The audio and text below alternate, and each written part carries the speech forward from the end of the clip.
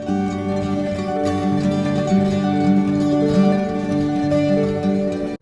morning, Hiking Meme here. I'm April.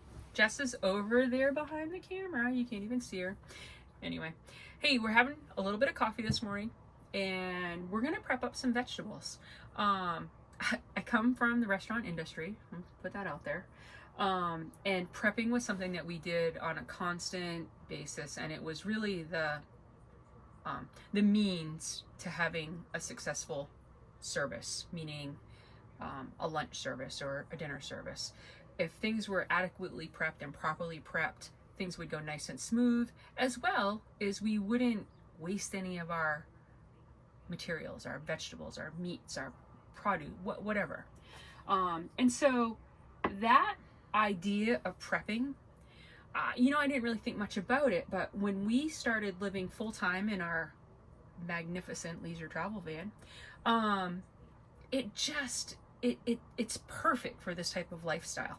We love eating vegetables. When we go shopping, we spend most of our time in the little vegetable area. We pick out what's fresh, what looks good, anything that speaks to us, and there isn't a vegetable that we don't like. However, vegetables require a lot of work. Usually they need to be washed, prepped, meaning cut. They're very specific. Each has its own little individual needs. And so what we have found is after we go shopping, which was yesterday, if we spend just a small amount of time while we're sitting here drinking our coffee, I can get a bunch of our vegetables prepped up and ready to use. And what we find with that is that, let's say, I was making a pasta salad. Well, I might not put peppers in it if I don't have them cut. I might not grab the cutting board, grab a knife, and do all that to just put a little bit more peppers in my potato salad or my pasta salad or my veggie scramble or my quesadilla, whatever we happen to be making. So by having these vegetables prepped and ready to go, one, we eat them more often. We use them in a variety of different dishes, and it's just so simple. It doesn't take any time. We can have lunch or dinner ready in minutes as opposed to adding all that additional prepping time. So I've already gotten some, the magic of video, how that works, where I kind of did a little bit ahead of time. I probably spent about 5 minutes doing what you see here. But what I want to do is I want to break it down in case, not everybody has been in the restaurant industry or not everybody likes to cook. And so sometimes I think that a part of the prepping part of it is what people might not like about cooking. So I'm just going to do a couple of the veggies that I have here. I am a line cook through and through. There's fancy chefs and there's certain rules and how you're supposed to, I know all that stuff, but I really found a way that just works for me, and that's what I do. And I'm not bashful about that, and I don't proclaim that what I do is the right way to do everything and that sort of thing. I like to find this pretty easy. Just pop it in half. I pop it in half, the seeds are going to fall out. In my nice little RV sink over here, I have like a waste bag that I've just kind of put there to get all the seeds out. And again, I can just pull out the middle. You definitely don't want any seeds, or I don't have like a, in my house, I used to have what they call the pig or the garbage disposal, which that makes it really easy to just throw all the plant material down the sink. But in the RV, we have to kind of keep it all separate. I'm just going to cut everything. The way that Jess and I prefer to use most of our vegetables is diced. Really, it's just a matter of prepping things the way your family you think that you're going to use them in dishes, or that your family likes to eat things. Like if you do a lot of brats or sausages or whatever, you might want to keep everything in nice little strips like this because they're going to cook up and caramelize really good. But we found that if I just dice everything nicely and store it in one of my nice little Rubbermaid containers, super cheap. I don't even know if they're, I think I buy them, a whole box of them from Walmart for like next to nothing. As they crack and break, because they will. I just get another package when I need it. But basically what that allows us to do is have everything ready to go and easy to use. So another little restaurant trick that I have is that when you're cutting a bunch of stuff and you want to get it into a container, if you just drag the edge of your cutting board over the edge of the counter, I can easily and quickly throw all that right into my container. So that was it. Super simple on the peppers. My onion, I'm usually going to cut both ends off first. And again, a lot of people have a problem cutting onions. I've been blessed to never have a problem. You know, if we turn the camera around over there, you might see tears coming out of Jess's eyes, and she's not even near the onion. And they just affect people that way, and it's just all how your body is. And so one of my jobs in the restaurant was primarily, I was always or often the onion cutter. Same thing, just take all the excess skin off. Sometimes there's a little bit of there's this fine layer. I don't know if you can see it. It's really thin. It's not dried out like this right here, but it still doesn't taste very good. When you cook it, if you leave it on, it's really rubbery. And I know it's gonna feel like you're wasting some of it, but it's probably the best thing to do. All right, now when I cut my onions again, I'm gonna cut across the grain and nice and thin layers. Like usually I cut these as, yeah, maybe a quarter, I mean, maybe 1/8 of an inch is what I'm trying for. And then when I turn it around, again, if I cut, it's harder to cut this way. So if I cut more of a 1/4 inch, I'm getting a nice dice. And I just flip it over like that. So again, my thumbs are out of the way, hands out of the way. And then here we go. Nice dice that are all consistent. So if you look at my dice size, they're really pretty consistent. And you know, why do I care? Well, dice size, if it's not consistent, whatever the piece of vegetable or produce or whatever meat, it's not going to cook consistently. So if I have something that's this big and something that's a nice tiny dice, they're all going to cook at different temps and they're all going to cook at different amounts of time. So the more consistent I can be with my dicing or slicing is always going to give me a better cooked product in the end. And again, super easy, simple to do. The more you do it, the more comfortable you'll be. And you know, some people, this may be really basic and you might do this sort of thing all the time. And really, again, really my primary reason for this is it's easy to use. I can see its quality. You know, if I was cutting one of these onions and I noticed it had a soft spot, well, you know what I'm gonna do? I'm gonna take that onion, if it's good to eat still, and I'm gonna make sure I cook that today. And so again, having the food prepped like this gives me another chance to inspect it to make sure I know its quality and how it's, you know, how soon I have to eat it. We love jalapenos. Really just gonna cut the top off. Now, jalapenos are one of these things where the seeds you can eat. They are very hot.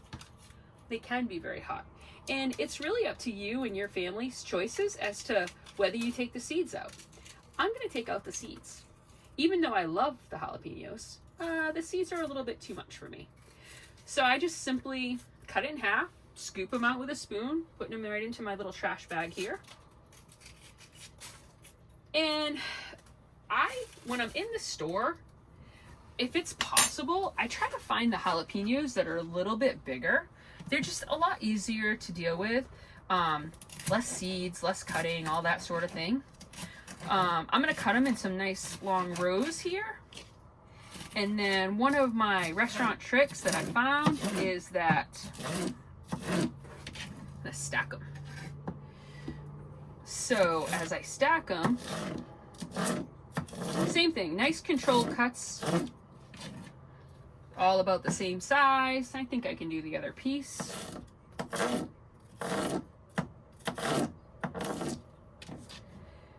And now I've got them in a nice big pile. So when I'm cutting through them, it's taking me a lot less time to do it. I could do one at a time, and there's nothing wrong with that. But this is just, you know, in order to serve as many people as we served every single day, you kind of had to, and see, I dropped my pile. It's okay. That happens sometimes. I just kind of move my knife over. I'll continue cutting. Again, just keeping my fingers out of the way, just make sure it's safe. And then I just had to go back in and cut a couple others that I kind of dropped. So it's not a big deal. All right. So we have our peppers cut up. We have our jalapenos cut up. We have onions cut up. Now, what you didn't see before I started the video was I prepped up some potatoes, peeled them, diced them, and they're actually cooking outside on the camp stove. So I'm going to take a slight break. I'll come back with my potatoes, and I'm going to show you something about how do I keep my knife able so that I can keep it sharp and cutting all these vegetables every day. All right, well, the nice thing about the RV is when it's warm out, we have a really cool Coleman stove outside. It has one burner and like a little bit of I wouldn't really call it a charbroiler, it's more just like a grill. And we actually utilize that a lot. And it's nice to be able to cook outside and eat outside. And it's also nice to be able to use it, you know, when it's warm and that sort of thing. And again, like I said, I've been in the restaurant industry a long time. You might need pot holders for this. It's good for me. It doesn't really bother me too much. I'm going to drain out my potatoes. And again, I don't really use a fancy strainer. I don't really, kind of simple. Like to me is simple. Really the only thing you got to watch out for is that steam. The steam will burn me. The pan, my hands have been used to so much hot stuff that it doesn't really matter. And again, like I say, I'm just using the lid. The lid is like a wonderful strainer, and it's always worked really good for me. But again, if you have a strainer, nothing against strainer, put them in your strainer, dump them out completely, and that'll be perfect too. All right, so my potatoes are all drained, and when we went to the grocery store yesterday, I didn't have a lot of good options for potatoes. I did the best I could. Most of the potatoes looked like they'd seen a better day. And so when I brought them home, I was looking at them this morning. I decided that I really needed to cook them into something. I probably only had 2 or 3 days, and then maybe something was going to go bad. So I'm going to have one container that I'm going to fill up with potatoes that are cooked that I can use for home fries or grilled potatoes or really whatever we want. And then all the rest I'm going to make a little bit of a potato salad with. So I'm just, again, this doesn't look like it's going to fall in there, so a little help. And again, these are cooked a little bit softer than I would want for potato salad, but they're perfect for home fries, so it's not a big deal. We're just going to make it happen. So that is my home fry potatoes right there. It's pretty full. And then I'm just going to dump the rest. I have another bowl, and I'll let them start cooling. Now, again, restaurant industry stuff. There's a lot of rules for good reason. And one of them is it talks about cooling food. So when you cook food, based on the type of food it is, has to get to a certain temp. But the rules relating to cooling are all pretty much the same. Health code states that you want the food to be within the first 2 hours down to 70 degrees or below 70 degrees. And in 6 hours or less, you want the food to be all the way down to 41 degrees or below. So why is that important for what we're doing? Well, it's good knowledge. That zone that we're talking about is called the danger zone. And the longer food stays in that zone, the more likely it could become contaminated with bacteria and that sort of thing. So the less time in the zone, the safer the food is. Theory. We're in an RV. We have a pretty small refrigerator. And so I definitely don't want to put something this is well over 100 degrees in my fridge. It's just going to make my fridge work really hard. It's going to add steam. So what do I do in an RV? to help cool this down. We have kind of like, I don't know, backyard fix, you know, handyman fix or whatever, that we've kind of discovered. So if it helps you, great. If not, great. Jess, could you take this veggies or fruits for me? Thank you. So I'm going to place my magic tool, which is my Ryobi fan, up here. And what I'm going to do with that is going to blow some cool air, or just air, on my potatoes, and that's going to help them cool off much quicker. I'm not going to turn it on at the moment, but you kind of understand what I'm doing. So we'll let that happen in the background. And this is going to, you know, I don't know exactly the time frame that it will take to cool these down, but it's not going to be too long. This is pretty. Just made some chili last night when we got home. Did the same thing. Ate the chili that we made, and then got the rest of the chili cooled down pretty quickly so that we could get it into the fridge. So anyway, it's just a cool little trick that we've kind of learned. All right, so let's talk about, before I abruptly left to get the potatoes, we were talking a little bit about our tools. Now, knives, cutting as much stuff as we cut, are in a constant process of getting dull, and when they're dull, it makes it more likely that you'll cut yourself. It seems like a stupid thing, but it's not. Like, if a knife is dull, it's more likely to slip. And when it slips, that's when you're more likely to get cut. And so we actually carry with us my Pepe's honing tool.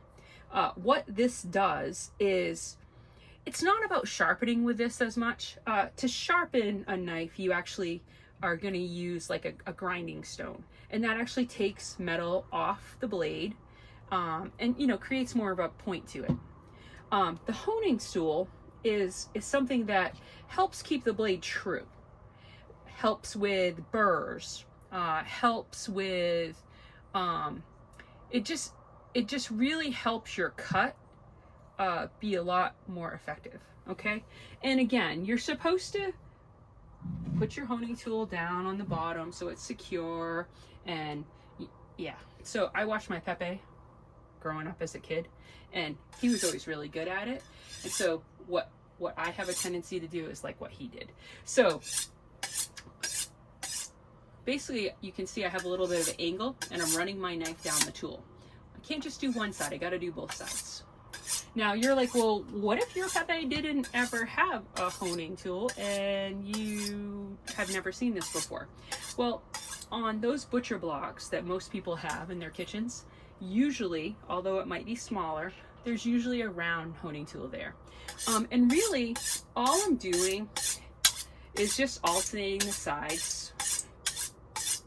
There is a guard here, like a sword, so you're unlikely to cut off your hand, but you do have to kind of pay attention.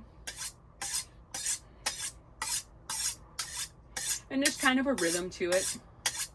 Feels kind of awkward at first, but you get the hang of it. Now, what this does, grab my cloth, and again, I'm wiping away from myself. It just puts a really nice, you can almost see, there's no burrs. If you had dropped your knife, this is a really good way to fix it. And what this does is it just makes your knife, I can cut a tomato now. Super simple. I recommend trying it out. All right, now we talked a little bit about why we prep and why, especially in the RV, I think it's important. One of the things that we talked about is having the vegetables. One, we see how good they are. In other words, how fresh they are. Two, we are able to use them however we want to without having to take the time to cut each individual vegetable for each meal. And then another benefit of prepping, especially in an RV and even at your home, is it's what I got for dishes. So it's not a big deal if I'm hooked up at a campground and I have unlimited water. But we do a lot of boondocking, which means we go in the middle of nowhere with no services, and we are dependent on our 33 gallons of fresh water, our gray and black tanks, and the power that we make from the sun. And so when we're boondocking and I'm doing this, if I can wash this cutting board and this knife and the small amount of tools, like a couple forks and spoons that I've used one time, as opposed to doing it every single meal, there's a huge amount of water conservation. And for us, we can only boondock until we run out of fresh water. And so by prepping like this, we may be able to stay out enjoying and exploring for 6 or 7 days as opposed to maybe 2 or 3 days. So for us, there's additional added value to it. And again, it's super simple process. Jess, did you have any questions about anything that you saw or that I talked about today? No. Okay. All right. Well, I think that that's probably a lot for today. What I'll do is, as I get these potatoes cooled off, we're going to make up some potato salad, and that'll probably be another video somewhere in the future. All right. Have a great day.